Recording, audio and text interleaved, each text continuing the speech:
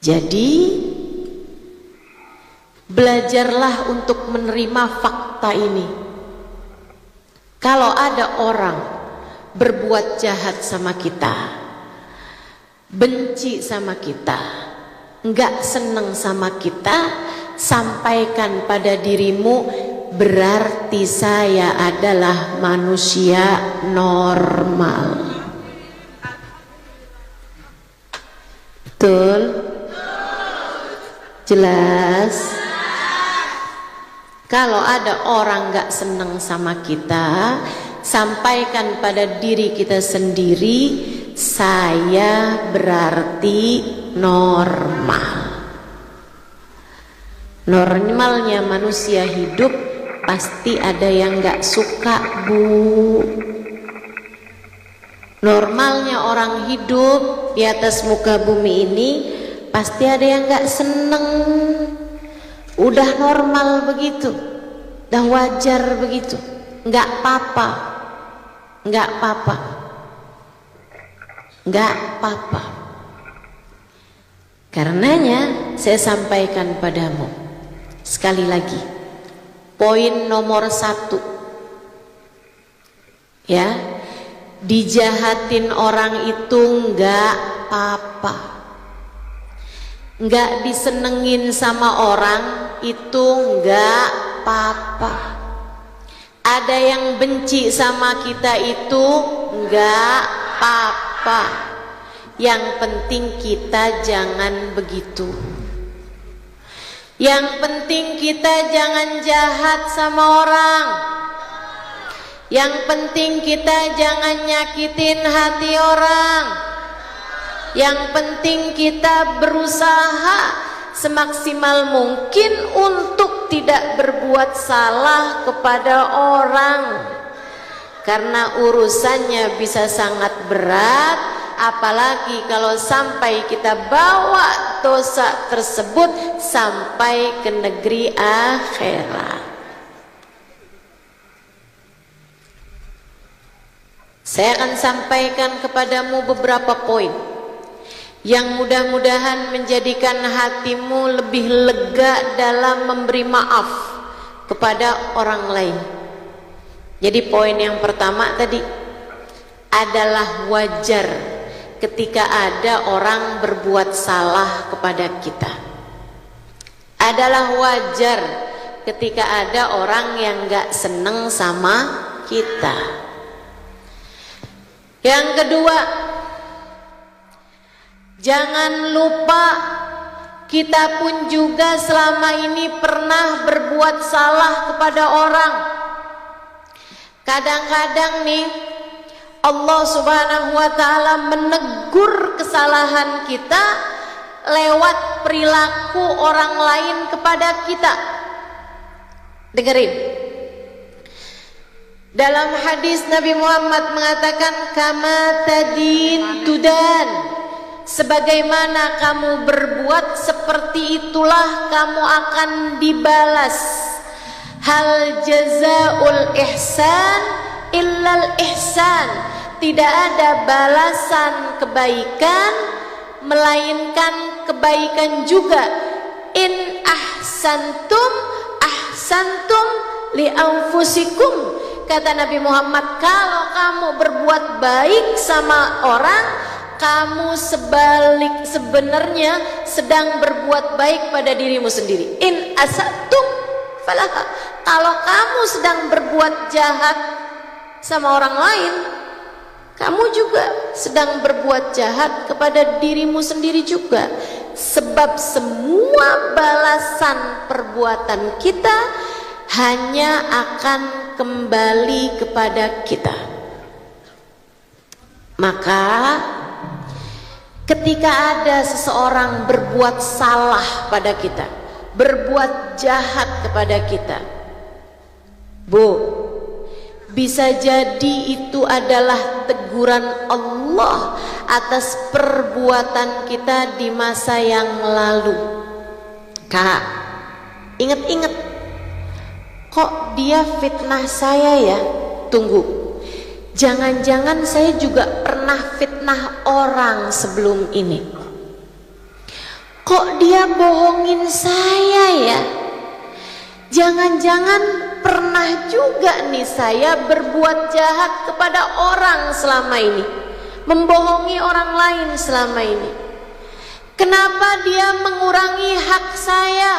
Tunggu, jangan-jangan dulu kamu pun juga pernah mengurangi hak orang lain terhadap dirimu itu. Sebab balasan itu memang seringkali sudah Allah Subhanahu wa ta'ala berikan DP-nya dari sejak di dunia sebelum kelak akan dibalas di akhirat nanti.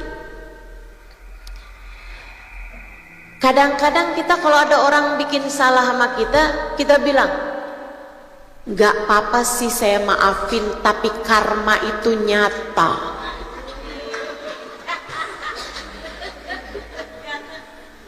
Nanti lihat aja, dia juga akan dibalas Allah.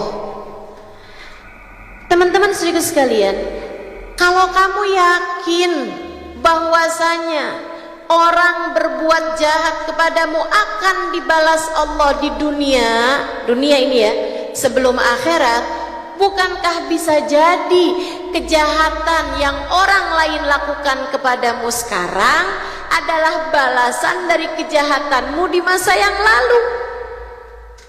Bukan begitu? Dia berbuat jahat, maka kamu bilang ntar bakal dibalas. Bisa jadi kejahatan yang kamu terima sekarang adalah balasan Allah atas kejahatan kamu di masa yang lalu. Maka introspeksilah.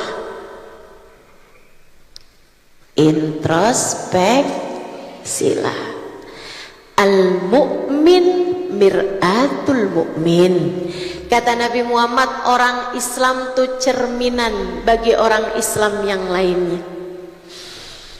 Kita lihat diri kita dijahatin sama orang lain, itu merupakan cerminan. Oh, saya sepertinya pernah berbuat ini kepada orang lain. Jika kamu tahu bahwa yang kamu terima adalah balasan dari Allah Subhanahu wa ta'ala atas kejahatanmu di masa yang lampau, bukankah sebaiknya kamu memberi maaf kepada orang tersebut sebagaimana kamu berharap kejahatanmu di masa yang lalu juga diberi maaf oleh orang yang pernah kamu zalimi tersebut. Dunia ini cuman puter-puter kok, muter-muter aja. Sampai Sayyidina Ali bin Abi Thalib menyampaikan, kadatid dunya takunu darul jaza qabla al-akhirah. Dunia ini sudah hampir merupakan tempat pembalasan sebelum akhirat. Kita berbuat baik sama orang, kita dibaikin sama orang. Kita berbuat jahat sama orang, kapan-kapan kitanya yang dijahatin sama orang. Terus begitu, putar. Wajar kita dibuat jahat oleh orang lain, betul, wajar. Tapi kadang-kadang ketika seseorang berbuat jahat kepada kita, itu juga teguran Allah SWT, bahwa ingat, kamu pun juga pernah berbuat hal yang sama di masa sebelumnya. Maka bertaubatlah, introspeksilah, dan maafkanlah yang berbuat salah kepadamu itu. Teman-teman saudaraku sekalian yang saya muliakan, maafkan agar hatimu damai. Ustazah, saya tuh udah tahu sebenarnya saya dijahatin sama orang. Memang sih kadang saya juga kadang berbuat jahat juga sama orang lain, tapi kok saya sakit hati ya Ustazah. Saya juga tahu saya dijahatin orang ini juga emang wajar, pasti semua orang juga bakal dijahatin sama orang, tapi kok saya susah mau maafin. Rasanya dendam terpendam gitu di dalam hati saya. Apa nih tipsnya? Gimana caranya biar hati saya itu lebih plong maafin kesalahan orang, biar saya tuh nggak marah terus gitu. Bahkan kadang-kadang kesalahan 20 tahun lalu, 30 tahun lalu, sampai ada kesalahan orang 50 tahun lalu, sekarang umurnya udah 70-an tahun, 80 tahunan, masih diinget-inget aja. Kalau ingat masih sakit hati. Yuk nih kita bahas sambil niat, mudah-mudahan ilmunya jadi manfaat, bisa kita amalkan, bisa jadi obat dalam kehidupan kita. Dan kita juga berharap-harap mudah-mudahan ilmunya Allah Subhanahu wa ta'ala jadikan cahaya untuk bisa menerangi langkah kehidupan kita. Amin ya rabbal alamin. Teman-teman sekalian saya muliakan, yang pertama harus kamu ingat, ini penting banget, berkait dengan keimananmu. Ingat, semua manusia hambanya Allah, dan apapun yang terjadi di atas muka bumi ini tak dapat terjadi kecuali dengan izin Allah. Ada orang berbuat jahat sama kita, ada orang fitnah kita, ada orang ngatain kita, ada orang marah-marah sama kita. Apapun aja bentuknya, teman-teman sekalian, tak akan terjadi kecuali dengan izin Allah. Allah udah bilang, Masya Allahu kan, wa ma lam yasha lam yakun. Apapun yang terjadi tak akan terjadi tanpa kehendak dari Allah. Sesuatu yang tidak dikehendaki Allah terjadi tak akan terjadi meski siapapun mengusahakannya. Kita tiap habis sholat kita baca, la mani'a lima a'taita wala mu'tiya lima mana'ta wala radda lima qadaita wala yanfa'u dzal jaddi minkal jadd. Ya Allah, saya faham gak ada yang bisa ngasih kalau Engkau menghalangi, gak ada yang bisa menghalangi kalau Engkau hendak memberi. Ya Allah, gak ada siapapun yang bisa melakukan apapun tanpa kehendak darimu ya Allah. Tak ada yang bisa menolak apapun yang telah Engkau putuskan. Saudariku sekalian yang saya muliakan, kita fahami makna la haula wala quwwata illa billahil aliyil azim. Tak ada kekuatan mendatangkan kebaikan, tak ada kekuatan menghindarkan kita dari keburukan, melainkan semuanya datangnya dari Allah. Ingat, Allah yang menetapkan. Ingat, Allah yang menetapkan. Ada orang jahat sama kita, itu ketetapan Allah. Dari Allah Subhanahu wa ta'ala, dari Allah Subhanahu wa ta'ala. Kita yakin semua manusia ini kan makhluknya Allah. Apapun yang terjadi tak dapat terjadi kecuali dengan kehendak Allah. Tapi ustazah, dia guna-guna saya, dia santet saya, dia sihir saya. Bu, la yadurru ma'asmi syai'un fil ardi wala fis sama wa huwa samiul alim. Gak ada yang bisa memberikan kemudorotan di atas muka bumi ini kecuali datangnya semuanya dari Allah Subhanahu wa ta'ala. Semuanya datangnya dari Allah. Semua datangnya dari Allah. Tapi kok bisa Ustazah Allah ngasih saya kesakitan semacam ini karena perbuatan orang? Bu, itu adalah cara Allah menguji kesabaranmu. Itu adalah cara Allah menguji kesabaranmu. Sebab dunia ini adalah tempatnya ujian. Untuk Allah milih-milih siapa di antara hambanya yang hidup untuk Allah, yang hidup karena Allah, yang hidup di jalan Allah. Kelak Allah akan memasukkan mereka ke dalam surga. Bu, orang mau masuk kuliah yang bagus aja ada ujiannya. Bukan begitu? Ada ujiannya. Kamu pikir mau masuk surga nggak ada ujiannya? Ala inna sil'atallahil ghaliyah, ala inna sil'atallahil jannah. Ketahuilah, dagangan Allah, produk Allah itu mahal. Ketahuilah, dagangan Allah, produk Allah adalah surga. Harus dibeli dengan nilai yang sangat tinggi, hasil menjalani ujian-ujian berat dalam kehidupan.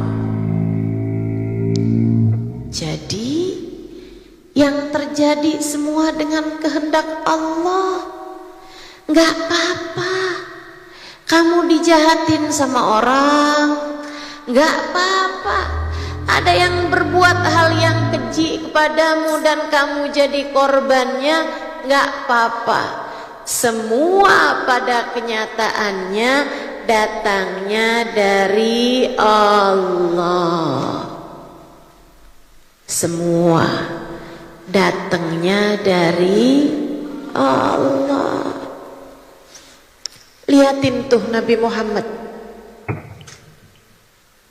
Bu, Nabi Muhammad berangkat hijrah ke Taif karena berharap orang Taif bisa merangkul beliau, memberikan perlindungan pada beliau karena beliau dijahatin di kota Mekah. Semakin menjadi-jadi kejahatan kaum kafir Quraisy kepada Nabi Muhammad, terutama sesudah kewafatan dua orang yang selama ini melindungi Nabi Muhammad, yaitu istri Nabi Muhammad Sayyidah Khadijah dan juga paman Nabi Muhammad Abu Talib. Keduanya meninggal di tahun yang sama, tahun ke-10 dari kenabian. Nabi semakin dijahatin. Kemarin-kemarin orang-orang mau berbuat keji kepada Nabi Muhammad, nggak enak sama pamannya. Pamannya adalah teman saya, katanya kaum kafir Quraisy. Nggak enak sama istrinya. Dulu waktu saya lagi susah dibantuin, dikasih utangan, dikasih uang sama istrinya Khadijah. Keduanya meninggal dunia di tahun yang sama. Semakin kejilah orang kaum kafir Quraisy. Nabi pun memutuskan untuk berangkat hijrah pada tahun ke-11 dari kenabian ke Taif bersama dengan anak angkatnya yang semula adalah bekas budak beliau sendiri, Zaid bin Harithah. Berangkat nih berdua ke Taif. Ketemu di rumahnya pemuka Taif, orang paling terpandang di kota Taif, keluarga Abd Yalil namanya. Nabi ketemu sama mereka, mereka pun berkumpul, keluarga pembesar-pembesarnya Taif. Mereka kemudian nanya, ada apa nih Muhammad, kiranya kamu datang ke kota kami ini? Nabi Muhammad kemudian berkata, "Inni Rasulullah ilaikum." Saya dituruni untuk saya wahyu dari Allah Subhanahu wa taala, turunkan wahyu oleh Allah Subhanahu wa taala kepada saya. Nabi bacakan beberapa ayat. Saya adalah utusan Allah Subhanahu wa taala untuk umat zaman akhir ini. Saya nabinya umat zaman akhir. Dibacakan firman-firman Allah kepada Nabi Muhammad. Mereka pertamanya diem, lama-lama ketawa, lama-lama cekikikan. Bu, menghina, mengejek Nabi Muhammad. Seorang di antara mereka berkata, "Muhammad, kamu pikir Tuhan kehabisan stok sampai diutusnya orang kayak kamu ini? Gak bisa baca, gak bisa nulis, bukan keluarga raja. Ada Tuhan ini di atas muka bumi punya raja-raja Romawi, raja-raja Persia. Kalau Allah mau mengutus seorang nabi, bakal dipilihnya anak raja Persia, anak raja Romawi, bukan anak dari kampung semacam kamu ini Muhammad, yang bahkan udah gak punya orang tua dari sejak kecil. Kamu aneh-aneh aja Muhammad." Yang satu lagi bilang, "Ya ampun, saya gak pernah denger lelucon lebih lucu daripada ini. Aneh bener." Yang satu lagi bilang, Muhammad, sejak saat ini aku putuskan gak bakalan lagi saya mau lihat muka kamu ataupun denger omongan kamu. Sebab kalau kamu seorang nabi, siapa saya sampai berani-berani lihat mukanya nabi? Siapa saya sampai saya berani-berani ngobrol sama nabi? Kalau kamu bukan seorang nabi, cuman orang ngaku-ngaku aja, gak sudi saya ngomong sama orang tukang ngaku-ngaku belaka. Nabi menunduk, sedih hatinya. Nabi Muhammad kemudian keluar bersama dengan Zaid bin Harithah, merasa terusir dari kota Taif yang semula besar harapan Nabi Muhammad untuk mendapatkan suaka dan perlindungan di kota tersebut. Nabi kemudian jalan dengan gontai untuk mau menuju pulang. Sebenarnya orang-orang tadi itu nggak cukup puas rasanya buat nyakitin Nabi. Mereka kemudian manggilin anak-anak kecil yang kebetulan lagi main di dekat situ. Dipanggilnya anak-anak tersebut dan juga budak-budak dipanggil sama mereka, dikasih semacam uang receh kalau di kita, kemudian bilang, "Tuh, lemparkan laki-laki itu dengan kerikil, dia adalah orang gila namanya Muhammad." Nabi pun mulai dilempari dengan batu sambil diteriakin, "Muhammad gila, ada orang gila, Muhammad gila, ada orang gila." Nabi lari tunggang langgang. Zaid bin Harithah cerita, kalau batunya banyak kena arah kanannya Nabi, saya pun berusaha menghalangkan batu tersebut dari arah kanan Nabi. Kalau saya rasa batu-batu tersebut banyak kena samping kiri, saya pun berpindah ke samping kiri. Terus begitu. Tapi anak kecilnya tuh banyak dan mereka tuh sengaja yang dilempari adalah Nabi Muhammad, sampai membuat batu-batu tersebut membuat kaki betis Nabi Muhammad berdarah-darah. Betis paling mulia di atas muka bumi. Betis yang pernah sampai di Sidratul Muntaha. Betis yang pernah sampai di surga Allah Subhanahu wa taala pada malam Isra dan Mi'raj. Betis yang sampai arsy. Saudariku sekalian yang saya muliakan, manusia paling mulia di sisi Allah tersebut dijahatin sama orang, diperlakukan keji, diperlakukan buruk oleh orang lain. Tapi lihat bagaimana Nabi Muhammad menghadapi mereka. Nabi tentu saja lari, teman-teman. Nabi lari. Sedaya upaya Nabi Muhammad berusaha buat lari. Sampai ketika Nabi Muhammad melihat nih anak-anak jaraknya agak jauh gitu, Nabi pun kemudian berlari dengan sangat kencang, kemudian sembunyi di balik sebuah tembok. Nabi Muhammad duduk di sana dan aman. Anak-anak kecil, budak-budak itu tak lagi mengejar beliau.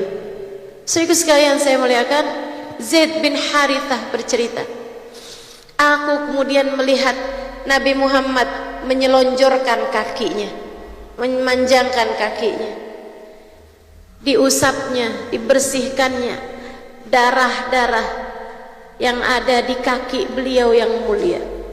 Luka-luka tersebut diusapnya dengan kain yang beliau bawa, kain surban beliau, diusap sama Nabi, bersihkan sama Nabi. Saya tak sampai hati melihatnya. Saya kemudian melihat Nabi Muhammad dengan berpeluh, dengan keringat yang memenuhi tubuh beliau hingga bajunya basah. Nabi mulai mengangkat tangannya. Kata Zaid bin Harithah, saya sampai ngumpet, saya sampai nyari tempat menjauh dari Nabi Muhammad. Saya takut kalau sampai Nabi Muhammad angkat tangan kemudian bilang, ya Allah turunkan azab kepada orang Taif, balaslah kekejian mereka ya Allah. Saya yakin pastilah akan terhimpit warga Taif dan tak ada lagi yang tersisa. Saya takut menjadi salah satu yang diturunkan azab pada saat tersebut karena saya merasa tidak cukup pandai menjaga Nabi Muhammad sallallahu alaihi wasallam. Tapi yang Nabi Muhammad sampaikan adalah sesuatu hal yang seharusnya menjadikan kita umatnya faham.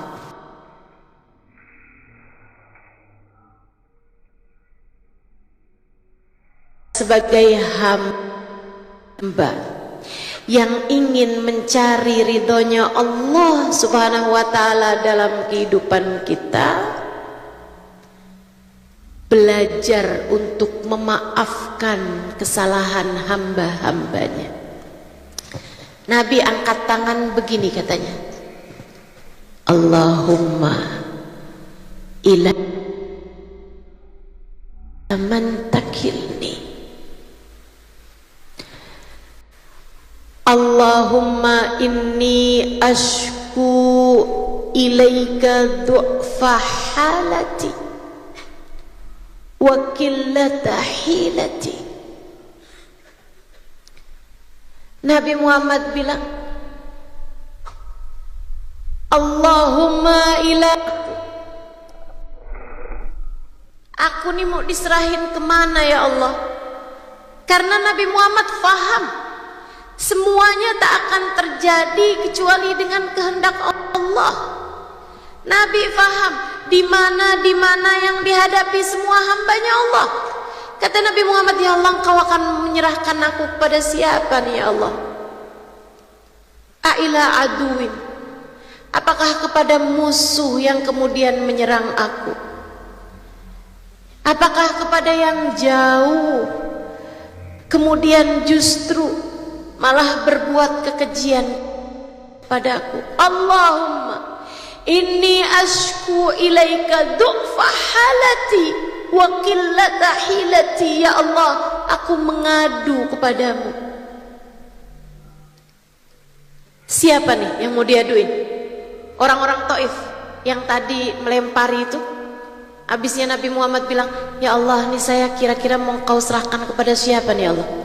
Habis itu Nabi Muhammad bilang, ya Allah, aku mengadu kepadamu. Pasti yang diaduin orang Taif kan, yang tadi ngejek-ngejek Nabi Muhammad, atau anak-anak dan budak-budak yang tadi melempari Nabi Muhammad dengan batu. Tapi ternyata enggak. Allahumma inni ashku ilaika du'fa halati wa qillata hilati. Ya Allah, aku mengadu kepadamu betapa lemahnya diriku, betapa aku aku yang tidak mampu mencari jalan keluar permasalahan di hidupku. Saya ya Allah yang terlalu lemah.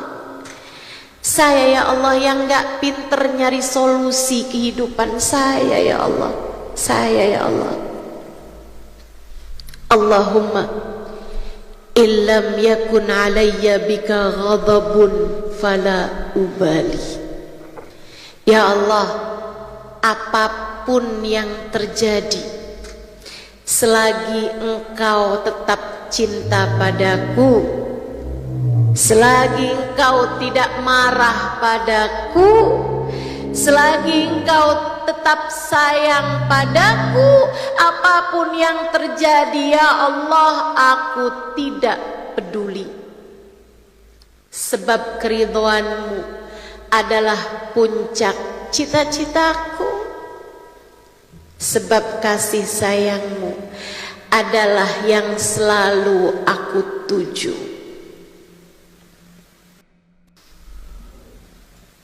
Begitu caranya, Kak.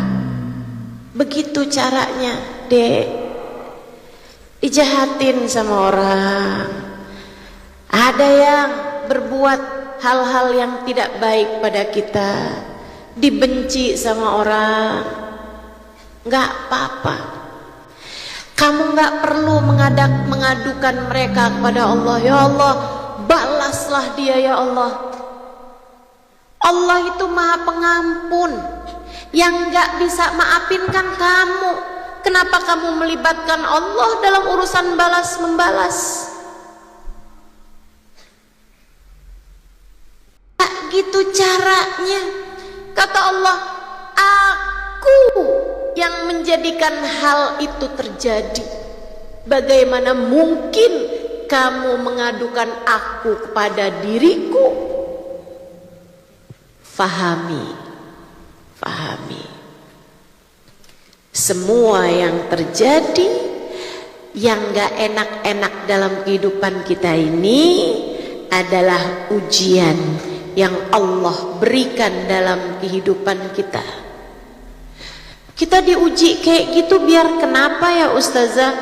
Biar gak sombong. Kalau semua orang sayang semua sama kamu, semua orang senang semua sama kamu, kamu bisa sombong loh. Dan kalau sombong, aba wastakbar wa kana minal kafirin. Kata Allah tentang iblis, dia itu enggan buat sujud, nggak bisa hormat sama orang lain. Dia sombong, maka dia pun kemudian menjadi orang-orang yang kafir. Iblis jadi kafir karena dosa bernama kesombongan. Allah ngelihat kamu, ini kok dikasih ini, dikasih itu, disenengin sama suaminya, dicintai sama keluarganya, mertuanya sayang, iparnya sayang, saudara-saudara semuanya sayang, keluarganya semuanya sayang, tetangga-tetangga semua seneng sama dia, teman-teman semua seneng sama dia. Kok lama-lama dia ngerasa sombong ya? Saya dong. Saya kan, saya solehah, orang gak punya alasan buat gak seneng sama saya. Saya memang lovable. Saya memang pantasnya disayang. Saya memang pantasnya dicinta. Nggak pantas ada orang berbuat jahat sama saya. Dia nggak tahu apa siapa saya. Tahajud saya panjang, walat kalau benci sama saya. Ibadah saya banyak, doa saya mustajab. Kalau ada yang benci sama saya, walat, hati-hati. Kan bisa begitu kita. Karenanya Allah Subhanahu wa taala hadirkan di atas muka bumi ini orang-orang yang menjadi cobaan bagimu untuk mengukur kesabaranmu dan agar kamu tidak menjadi seorang wanita yang sombong. Jadi dijahatin orang, ditipu orang, dikata-katain orang, enggak apa-apa. biar kita nggak jadi sombong. Betul? Setuju? Jadi sekali-kali suami marah-marah, apa-apa.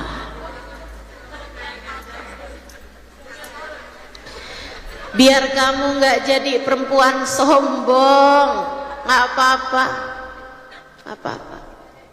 Jadi besok-besok kalau suami lagi marah-marah kamu senyum sambil bilang, makasih ya Allah, ini adalah caramu agar menjadikan saya perempuan yang tidak sombong. Setuju? Setuju?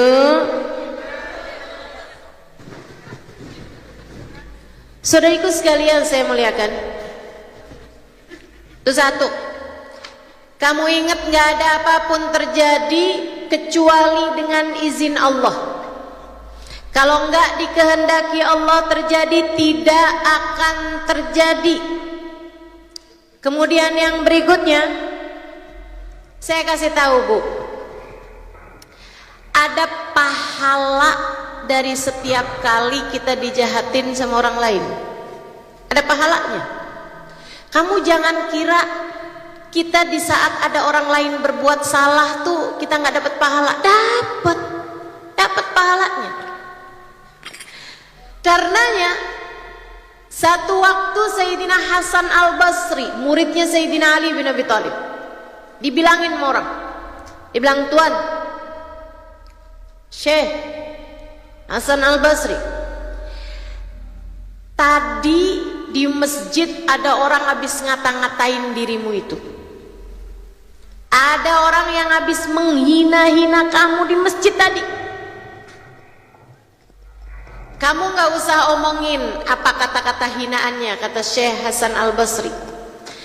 Kamu hanya perlu sampaikan kepada saya di mana rumah orang itu. Dikasih tahu, Jalan Pahlawan, nomor 5 misal. Beliau kemudian pulang. Orangnya sambil mikir aja, tahu rasa tuh orang habis ngata-ngatain Hasan Al-Basri, sekarang mau disamperin sama Hasan Al-Basri. Pikir orang itu. Tapi yang dipikir sama Hasan Al-Basri nggak gitu. Nih yang dipikir sama Hasan Al-Basri, alhamdulillah ada yang udah transfer pahala sama saya. Beliau pulang ke rumah, nyari hadiah, ketemu ada kurma. Beliau masukkan kurma ke dalam tempatnya, kemudian beliau datengin rumah orang itu, ketuk pintu, Assalamualaikum ya fulan bin fulan. Orang tersebut mau bukain pintu, nanya dulu, man, siapa di luar? Ana Hasan Al-Basri. Ini dia yang tadi habis saya kata-katain di masjid, sekarang datang nih nyamperin saya. Udah ketakutan aja beliau. Kata Sayyidina Hasan Al-Basri, bukakanlah pintunya, saya hanya ingin berterima kasih padamu. Takut-takut dibuka sama orang tersebut. Hasan Al-Basri dengan senyum lebar, beliau berkata, saya dengar kamu sudah mengirimkan pahalamu kepada saya di masjid tadi. Saya dengar kamu telah transfer pahala kepada saya. Saya tadi pulang ke rumah nyari-nyari hadiah untukmu, saya hanya punya ini. Terimalah sebagai balasan kebaikanmu tadi, telah membicarakan saya di masjid tadi. Kenapa begitu? Karena Bu, nih Nabi Muhammad bercerita, diawali dengan pertanyaan kepada para sahabatnya, Araftum manil muflis? Kalian tahu nggak siapa orang yang bangkrut? Yang punya duit tapi punya hutang, dan hutangnya lebih banyak daripada uangnya, wahai Rasulullah. Kata Nabi, itu orang bangkrut menurut kalian. Tahukah kalian siapa orang yang bangkrut dalam pandangan Allah? Allah wa rasuluhu a'lam, kata para sahabat. Allah dan Rasulnya yang lebih tahu. Nabi kemudian bercerita, datang seseorang di negeri akhirat nanti dengan pahala kayak gunung, dari sedekah, sholat sunnah, dari dia hadir majlis, dari baca Quran, dari zikir,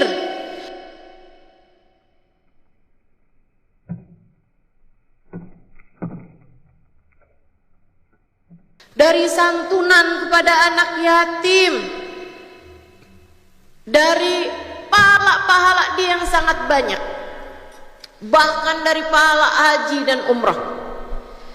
Kata Nabi Muhammad, orang ini datang bawa pahala kayak gunung banyaknya.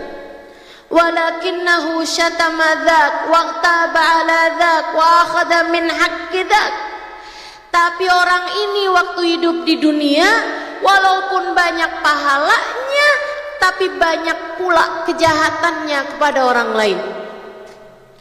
Dia pernah ngomongin orang, dia pernah bohongin orang, dia pernah nipu orang, dia pernah ngata-ngatain orang, dia pernah ngambil haknya orang, dia pernah marah-marahin orang, dia pernah ngelabrak orang, dia pernah nyakitin hati orang.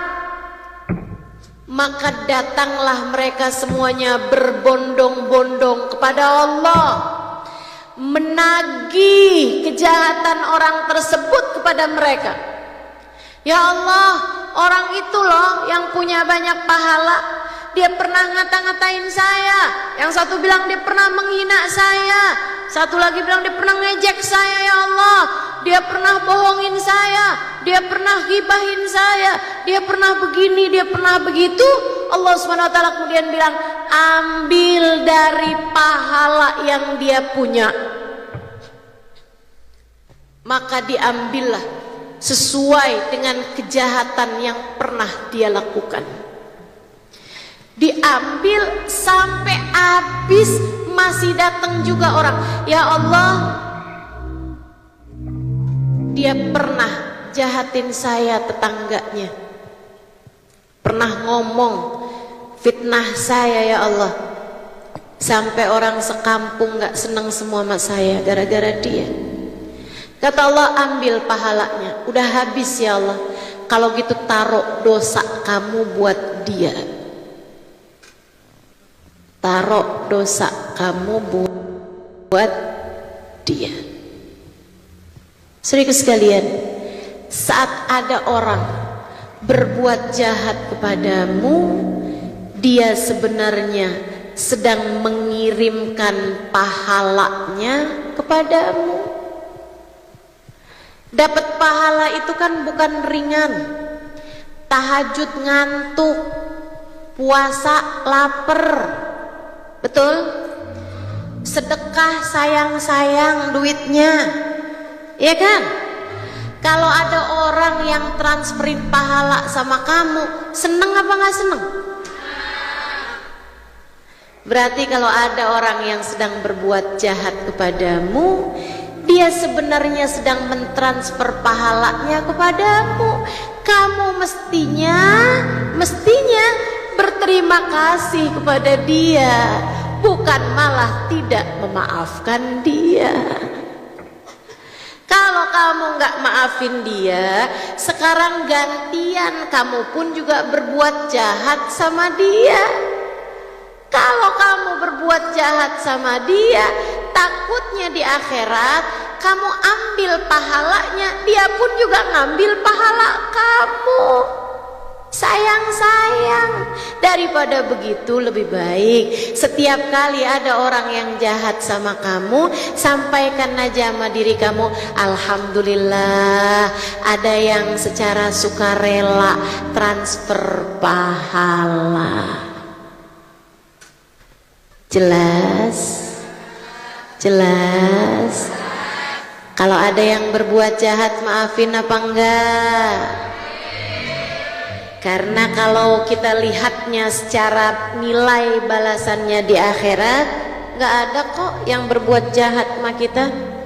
Semuanya hanya sedang lagi ngutang antara dia berbuat kebaikan kepada kita atau dia berbuat jahat kepada kita, lagi ngutang yang nantinya akan kita ambil kelak di hari akhirat nanti sebagai pahala-pahala kita. Insya Allah. Jadi maafin aja. Satu, karena semua yang terjadi tak akan terjadi kecuali dengan izin Allah. Dan seringkali ketika ada yang berbuat jahat kepada kita adalah cara Allah untuk menguji kita biar kita nggak jadi sombong. Kemudian yang berikutnya, kalau ada orang jahat sama kita, maafin aja.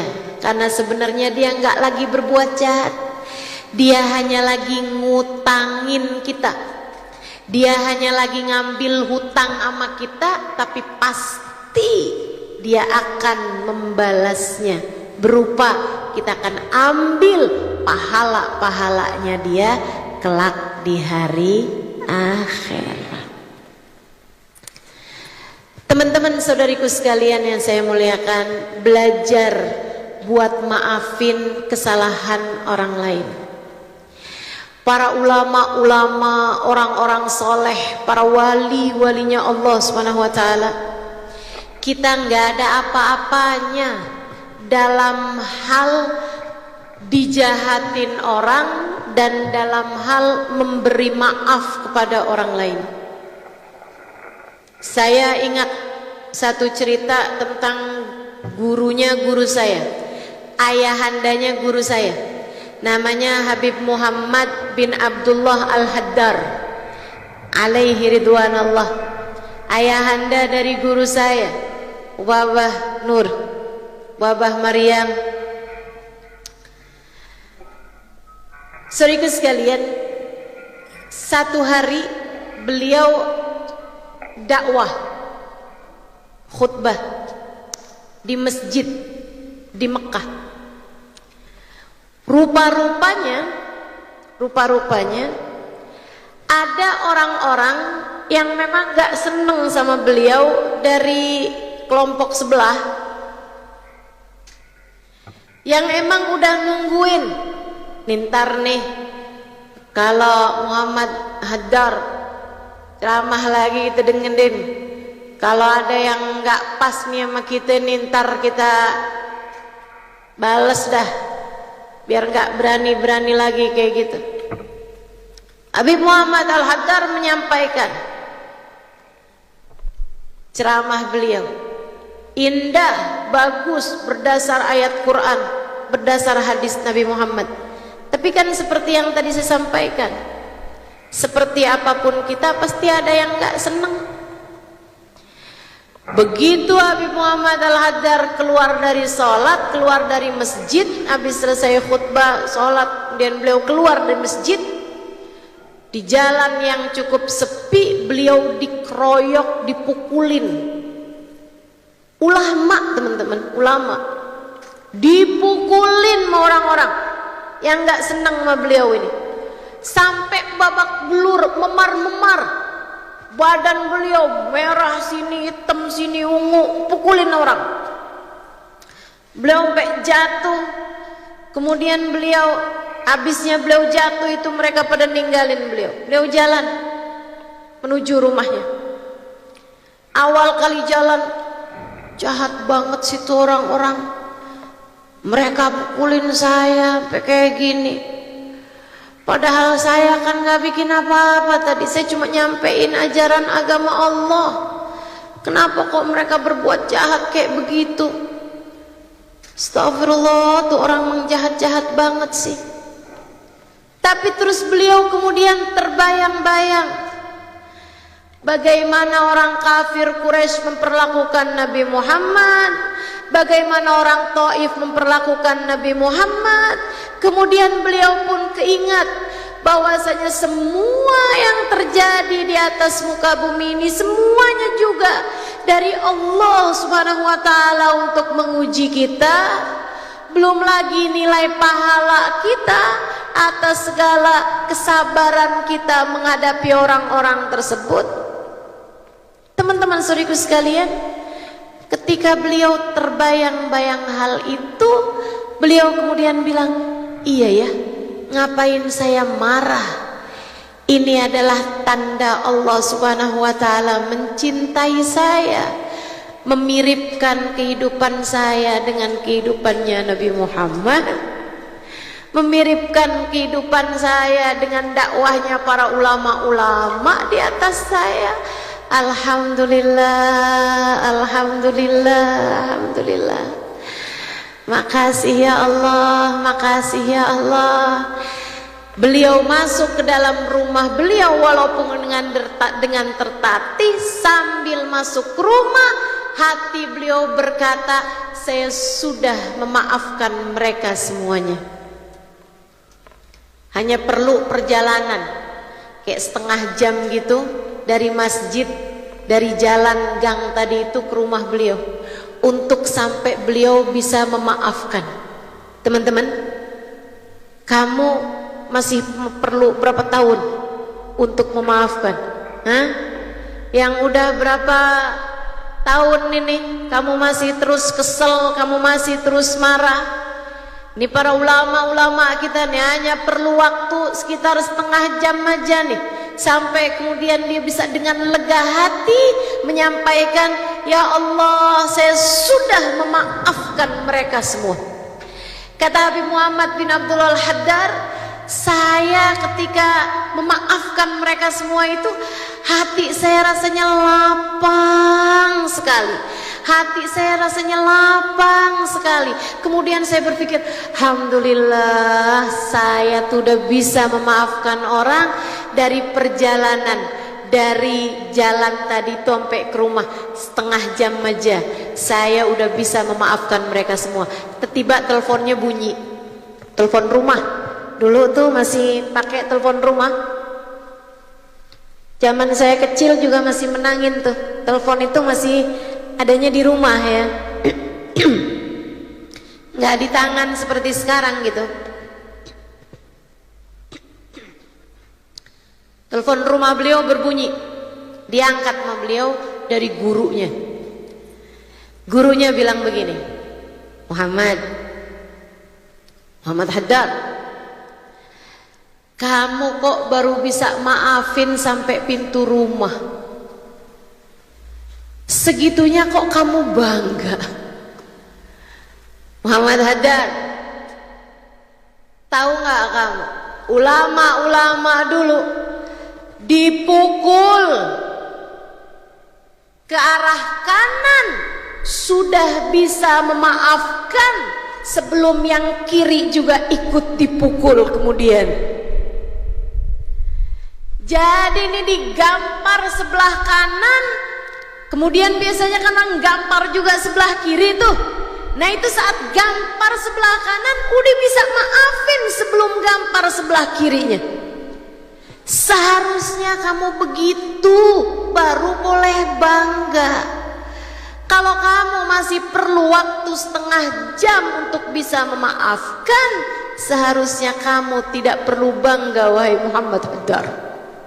Masya Allah, Masya Allah. Itu yang bisa memaafkan hanya dalam waktu setengah jam sesudah dipukuli sampai memar. Bagaimana kira-kiranya orang-orang mulia itu? Kalau tahu kamu menyimpan dendam bertahun-tahun, berbelas-belas tahun, kamu disakitinnya nggak seberapa, tapi tangan kamu menengadah setiap malam. Ya Allah, Engkau tahu betapa sakit hatinya hati saya, ya Allah. Balaslah dia, ya Allah. Seumur hidup saya tidak akan memaafkan dia.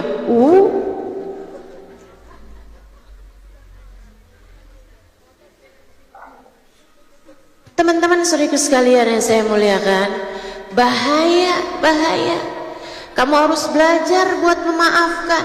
Insya Insya tenang, semua yang orang lain lakukan pada kita itu adalah sebenarnya sedang memberikan pahala-pahala kebaikan kepada kita. Maka seharusnya kita terima pahala yang dikirimkan, kemudian kita belajar untuk memaafkan. Baik, yang ketiga nih, biar kamu gampang maafin. Gini, saudaraku sekalian saya muliakan, kamu kalau nggak mau maafin salahnya orang, ya, itu yang nggak bahagia, yang rusak, yang kotor hatimu sendiri.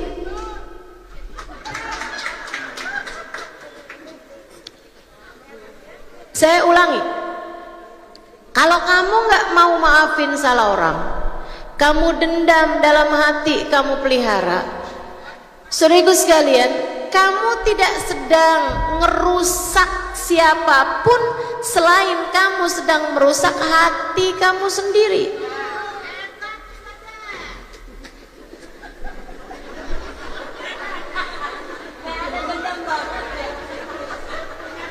Ini kenapa ini? Saya lanjutkan boleh? Iya, dengarkan aja. Saudaraku sekalian saya muliakan, kenapa gitu? Sebab di saat kamu tidak bisa memaafkan kesalahan orang, itu kayak kamu lagi dikirimin kotoran sapi misalnya di depan halaman rumah kamu. Misal nih, kamu masuk rumah, tahu-tahu depan rumah ada kotoran sapi. Kamu kesel nih, siapa sih nih taruh kotoran sapi depan rumah saya nih? Kamu kemudian ambil kotoran sapi tersebut. Kurang ajar nih orang, kirimin saya kotoran sapi. Kemudian kotoran sapi itu kamu taruh di ruang tamu kamu.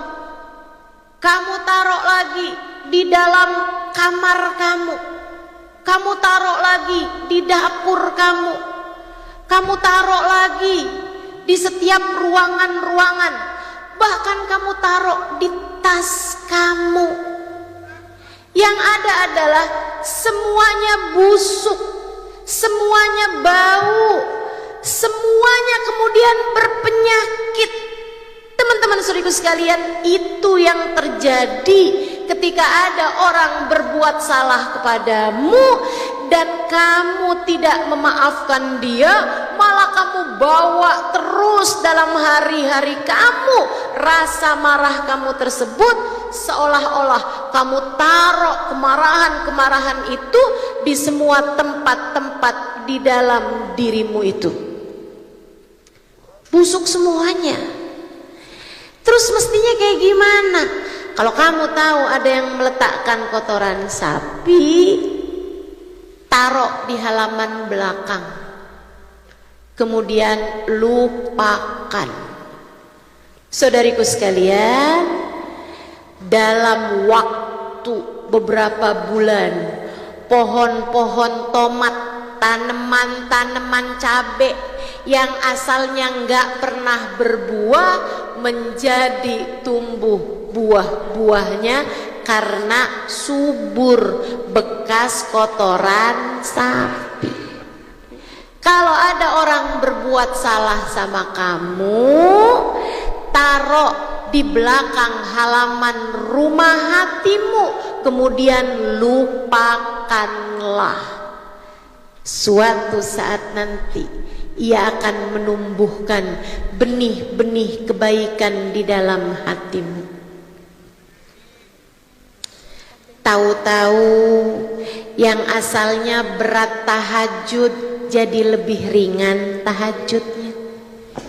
Tahu-tahu yang asalnya ngomongnya suka kasar jadi lebih lembut ucapannya.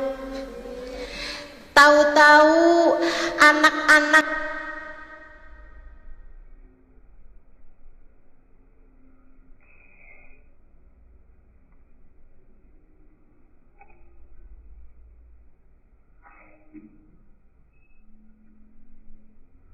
yang asalnya susah dibilangin jadi lebih baik akhlaknya.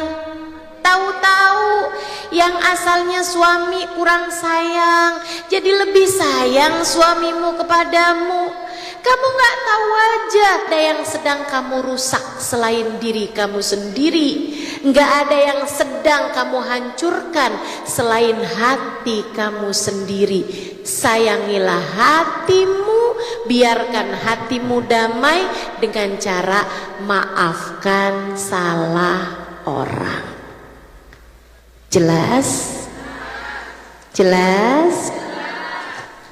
Baik, saya sampaikan yang terakhir.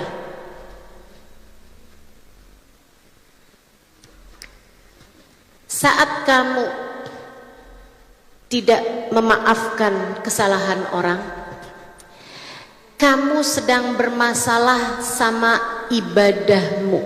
Ini paling berat menurut saya. Seperti yang tadi saya sampaikan, ibadah ini kan bukan ringan. Betul nggak? Ibadah ini nggak ringan. Saudaraku sekalian, kamu bangun tahajud malam-malam, rasanya apa? Ngantuk. Kamu puasa nih, puasa sunnah tadi siang ini karena hari Asyura, rasanya kayak gimana? Haus, apalagi lapar, apalagi lemes. Ibadah tuh kayak gitu, berat. Teman-teman sekalian, kamu mau udah ibadah berat-berat kayak begitu Allah nggak mau terima? Mau ditolak sama Allah SWT? Enggak dong. Kita berharap ibadah kita diterima sama Allah. Kita berharap Allah SWT kasih penerimaan dari ibadah kita itu. Dan saudaraku sekalian, kamu harus tahu, selain daripada ibadah yang terangkat kepada Allah, kita juga perlu sama yang Allah turunkan ke atas muka bumi ini dari kebaikan-kebaikannya Allah. Ini kayak hari ini nih, tadi siang tadi nih, sekarang udah lewat, udah malam, udah habis nih. Tadi ini hari Asyura namanya. Hari Allah banyak menurunkan ampunan. Hari Allah banyak menurunkan rahmat dan kasih sayang. Hari Allah banyak mengijabah doa. Hari Allah SWT banyak menurunkan cinta kepada hamba-hambanya. Tapi ada orang-orang yang setiap kali turun hal-hal indah dari Allah SWT, dia terhalang. Ada orang-orang setiap kali dia ibadah, ibadahnya tidak terangkat satu jengkal pun dari atas kepalanya. Dia terhalang dari ibadahnya diterima, dan dia terhalang dari turunnya karunia-karunia dari Allah SWT. Apa sebabnya? Karena dia tidak memaafkan kesalahan orang lain. Kata Nabi Muhammad sallallahu alaihi wasallam, "Thalathatun la turfa salatuhum fawqa ru'usihim shibra." Ada 3 kelompok orang, salatnya tidak akan diterima Allah Subhanahu wa taala, tidak akan terangkat dari kepalanya bahkan hanya 1 jengkal pun saja. Enggak keangkat. Boro-boro keterima, keangkat aja enggak. Teman-teman saudaraku sekalian, buat keterima tuh harus keangkat. Keangkat dulu tuh. Kayak WhatsApp kita itu baru bisa diterima sama orangnya kalau udah terkirim. Nah, kalau terkirim aja enggak, gimana mau diterima? Nabi Muhammad menceritakan 3 kelompok orang ini, sholatnya nggak diterima sama Allah. Para ulama mengatakan, demikian pula dengan sedekah, demikian pula dengan dia tahajud, demikian pula dengan dia puasa, nggak diterima sama Allah Subhanahu wa taala 3 kelompok orang ini. Siapa itu? Man amma qauman wa hum lahu karihun.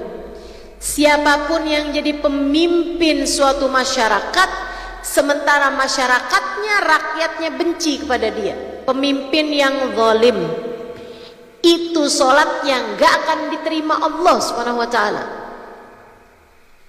Yang berikutnya, Imra'atun batat wa zawjuha 'alaiha sakhit, seorang istri yang sedang gak akuran sama suaminya. Hati-hati. Hati-hati. Kalau ada perempuan suaminya lagi marah sama dia, kamu kalau mau sholat minta maaf dulu, karena sholat kamu gak diterima sama Allah selagi suamimu belum ridho padamu. Ustazah, kalau suami yang kita gak ridho sama dia, sholatnya diterima apa enggak?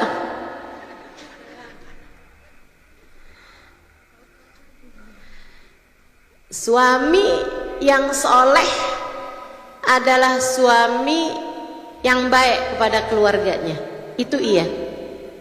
Tapi istri, nah ini memang kalau suaminya nggak ridho sama dia, sholatnya nggak diterima Allah SWT. Saudaraku sekalian saya muliakan, jadi jangan sampai nih para istri-istri di sini, jangan sampai kamu hadir majelis tapi nggak dapat ridho suaminya.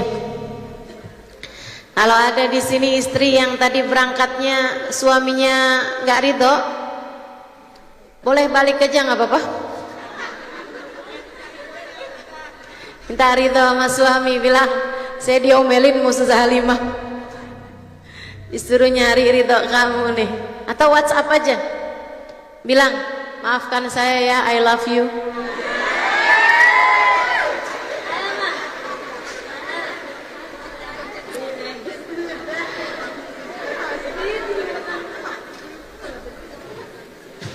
Imra'atun batat wa zawjuha 'alaiha sakhit.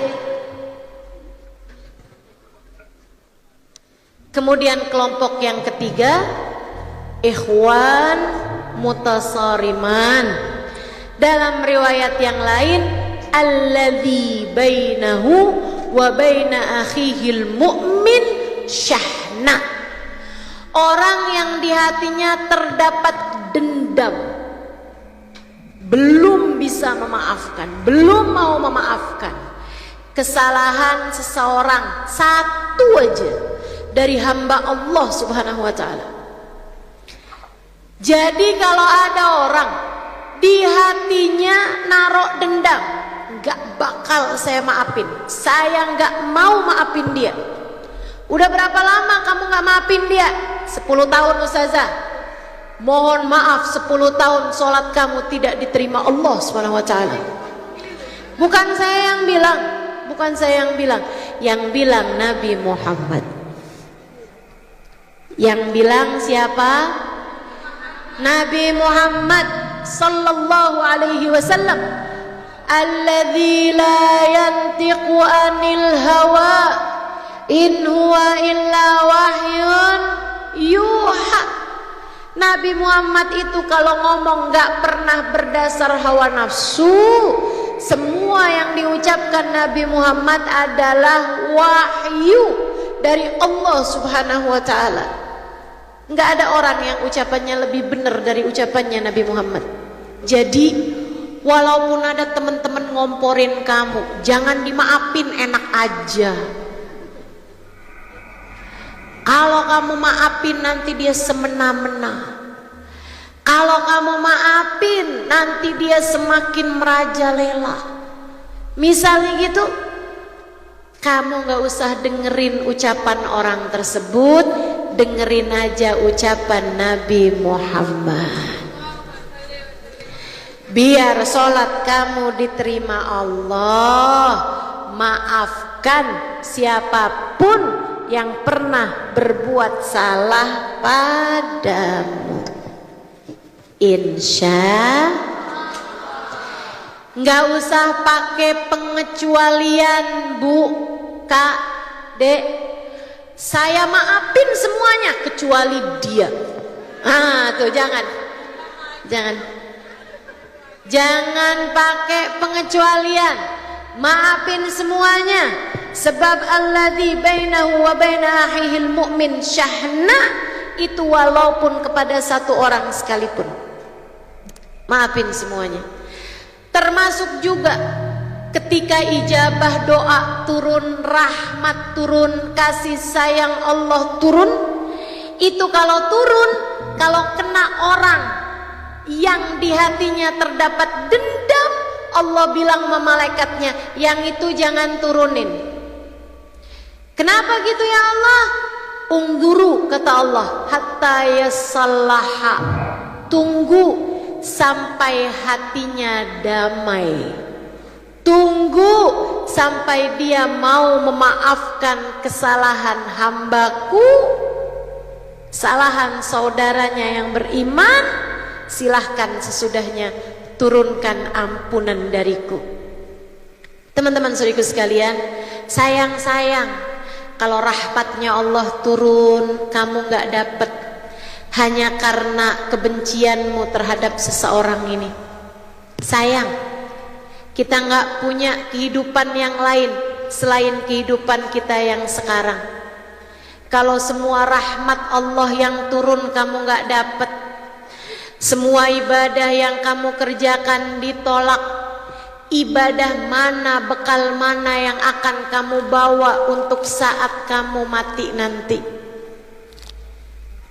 Daripada membuat dirimu berada dalam keadaan bahaya, daripada membuat nasib akhiratmu menjadi gak pasti, menjadi mengkhawatirkan, saya sarankan kamu, seberat apapun hatimu, sebesar apapun kesalahan orang lain kepadamu, maafkanlah. Insya, apalagi ditambah dengan fakta terakhir ini teman-teman. Yang kamu benci itu, yang kamu kesel itu, yang kamu belum maafkan itu, dia kan umatnya Nabi Muhammad. Betul? Umat Nabi Muhammad bukan dia? Umat Nabi Muhammad sallallahu alaihi wasallam. Saya kasih tahu, umat Nabi Muhammad itu disayang sama Nabi Muhammad. Umatnya Nabi Muhammad itu kalau dia berbuat salah, Nabi Muhammad yang akan menengadahkan tangan memohonkan ampun kepada Allah. Ya Allah ampuni dia, ya Allah ampuni dia.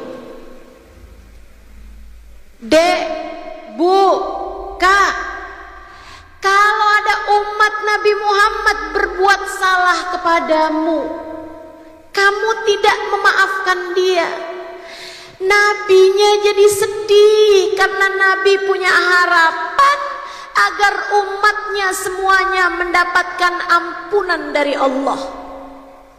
Karenanya, kalau kamu sayang sama Nabi Muhammad, maafkan semua salahnya umat Nabi Muhammad.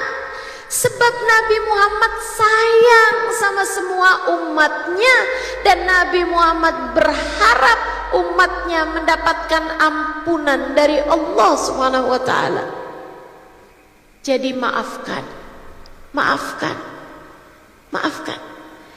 Dan itu bisa jadi merupakan hadiahmu buat Nabi Muhammad. Ini agak dalam, tapi saya minta kamu mendengarkannya teman-teman saudara sekalian.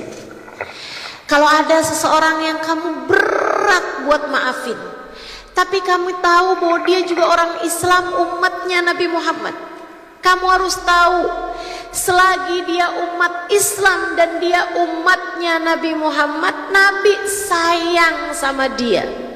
Jadi walaupun kamu berat, cobalah untuk berdoa begini nih. Ya Rasulullah, kamu tawasul. Ya Rasulullah, ada umatmu berbuat salah padaku, berbuat jahat padaku. Saya sakit hati saya karena dia, wahai Rasul. Saya rasanya berat maafin dia, tapi saya ingat bahwa dia adalah umatmu wahai Rasulullah, yang engkau sayang sama dia dan engkau pun berharap dia mendapatkan ampunan dari Allah. Ya Rasulullah, saksikanlah saya memaafkan dia karenamu wahai Rasulullah. Saya memaafkan dia biar engkau senang wahai Rasulullah, sebab dia adalah umatmu dan engkau selalu berharap dia mendapatkan ampunan dari Allah dan mendapatkan maaf dari orang-orang yang telah berbuat salah padanya. Bu, sayangnya Nabi Muhammad tuh lebih kepada umatnya daripada sayangnya kamu sama anak kamu. Kalau kamu tahu anak kamu habis bikin salah sama orang, habis mukul orang misalnya, bukankah kamu berharap orang yang pernah dipukul sama anak kamu tuh memberi maaf kepada anak kamu? Betul gak? Kamu kan berharap orang tersebut datang padamu terus bilang, saya sebenarnya marah, saya dipukul sama anak kamu, atau anak kamu mukul anak saya, tapi saya ingat bahwa dia adalah anak kamu, jadi saya maafin aja salah anak kamu tersebut karena saya lihat kamu, dia adalah anak yang kamu sayangi. Demikian pula dengan Nabi Muhammad. Maka siapapun di antaramu yang merasa punya rasa cinta, rasa sayang kepada Nabi Muhammad, maafkan umat Nabi Muhammad yang pernah berbuat salah kepadamu. Jelas? Jelas? Kalau kamu bisa berbuat ini, saya bisa jaminkan kepadamu bahwa akan ada kedekatan lebih antaramu dengan Nabi Muhammad sesudah saat ini. Kalau kamu sebenarnya berat memaafkan seseorang, tapi kamu ingat bahwa dia pun juga umat Nabi Muhammad, beriman kepada Nabi Muhammad, kemudian kamu memaafkan dia karena dia adalah umatnya Nabi Muhammad, kamu bilang, ya Rasulullah, berat sebenarnya saya buat memaafkan dia, tapi bukankah dia adalah umatmu wahai Rasulullah, saya maafin kesalahan dia wahai Rasul karena melihat engkau sebagai nabinya dia dan dia adalah umat yang kau sayangi juga. Ya Rasulullah, saya memaafkan dia karenamu, syafaati saya wahai Rasulullah. Kalau kamu bisa berbuat itu, saya bisa pastikan kamu akan mendapatkan syafaat Nabi Muhammad sallallahu alaihi wasallam. Sallu ala Nabi Muhammad. Saudariku sekalian yang saya muliakan, cobain hal-hal ini sehingga insya Allah hatimu jadi lebih damai memaafkan kesalahan orang lain. Ingat, tak ada kesalahan orang lain terjadi kecuali dengan izin Allah. Dan Allah menjadikan orang-orang berbuat salah kepadamu adalah cara Allah biar kamu tidak sombong. Kemudian ingat bahwa di saat seseorang berbuat jahat padamu, apapun aja bentuknya, ada nilai pahalanya di sisi Allah SWT atas kejahatan yang orang lain lakukan. Kemudian yang ketiga, ingat, selagi kamu tidak memaafkan kesalahan orang, maka pahalamu, sholatmu, ibadahmu akan sulit untuk diterima Allah Subhanahu wa taala, dan kamu pun akan terhalang dari segala rahmat karunia, hidayah, inayah yang turun dari Allah Subhanahu wa taala di atas muka bumi ini. Kemudian yang terakhir, ingat jugalah bahwasanya yang berbuat salah padamu itu adalah umat Nabi Muhammad, yang Nabi Muhammad berharap agar kamu dengan mudah memaafkannya. Maka maafkan dia untuk Nabi Muhammad. Nabi berharap umatnya semuanya selamat di akhirat. Maka jangan jadi orang yang bertentangan cita-citanya dengan Nabi Muhammad. Nabinya berharap umat saya semuanya masuk surga, kamunya malah justru berharap, ya Allah balaslah dia, masukkan ke dalam neraka. Ya Allah, ini gimana sih? Kamu nggak sinkron sama Nabi, kamu nggak pas sama Nabi Muhammad. Nabi berharap, ya Allah masukkan umat saya ke dalam surga, kamu bilang yang itu jangan ya Allah, dia jahatin saya ya Allah. Lagian ya, saya tuh suka heran sama orang yang suka bilang saya akan tuntut dia di akhirat. Ini ceritanya kamu jadi panitia akhirat bagaimana nih? Kok bisa yakin-yakin mau nuntut orang di akhirat nih? Kamu diminta jadi panitia bagaimana di akhirat? Hah? Bisa-bisanya mau nuntut-nuntut orang di akhirat. Dah maafin aja, biar kita juga nggak dituntut-tuntut sama orang di akhirat. Amin. Biar semua kesalahan dan dosa-dosa kita diampuni Allah. Amin. Biar kesalahan kita sama manusia juga mendapatkan ampunan dari Allah Subhanahu wa taala dan mendapatkan maaf dari semua manusia, insya Allah. Terakhir yuk kita baca sholawat. Kita akan baca sholawat pada baginda kita Nabi besar Muhammad sallallahu alaihi wasallam, biar hati kita semuanya jadi pada lapang. Kita mau minta sama Allah Subhanahu wa taala ini malam Senin.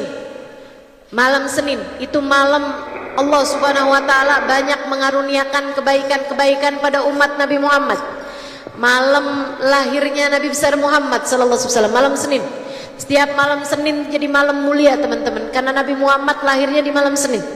Nah, kita meminta sama Allah Subhanahu wa taala sebagaimana Allah Subhanahu wa taala melahirkan Nabi Muhammad sallallahu alaihi wasallam pada hari Senin pagi. Ini kita di malam Senin yang seperti ini, kita bersolawat kepada Nabi Muhammad dengan harapan semoga Allah melahirkan kebaikan-kebaikan dalam hati kita.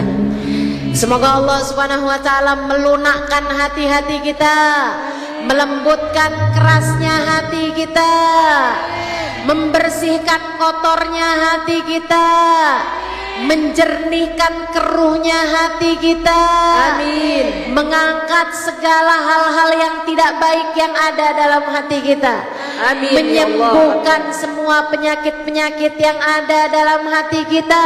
Amin. Semoga Allah Subhanahu wa taala berkenan untuk menghilangkan semua dendam, semua permusuhan yang ada di dalam hati kita, biar hati kita lebih damai. Amin. Biar hati kita lebih bernilai, biar hati kita lebih mulia di sisi Allah Subhanahu wa taala, sehingga kita bisa hidup dalam keadaan lebih tenang. Apabila mati nanti kita mati dalam husnul khatimah. Kita akan baca sholawat tibil qulub 8 kali, 5 kali tanpa ada nada, 3 kali kita pakai nada, biar hati kita bisa lebih khusyuk insyaallah. Innallaha malaikatahu yusholluna 'alan nabi ya ayyuhalladzina amanu shallu 'alaihi wa sallimu taslima. Allahumma shalli 'ala sayyidina Muhammadin tibbil qulubi wa dawaiha wa afiyatil abdani wa shifaiha wa nuril absari wa diyaiha wa ala alihi wa sahbihi wa sallim. Allahumma salli ala sayyidina Muhammadin tibbil qulubi wa dawaiha wa afiyatil abdani wa shifaiha wa nuril absari wa diyaiha wa ala alihi wa sahbihi wa sallim. Allahumma salli ala sayyidina Muhammadin tibbil qulubi wa dawaiha wa afiyatil abdani wa shifaiha wa nuril absari wa diyaiha وعلى آله وصحبه وسلم. اللهم صل على سيدنا محمد طب القلوب ودوائها وعافية الأبدان وشفائها ونور الأبصار وضيائها وعلى آله وصحبه وسلم. اللهم صل على سيدنا محمد طب القلوب ودوائها وعافية الأبدان وشفائها ونور الأبصار وضيائها وعلى آله وصحبه وسلم.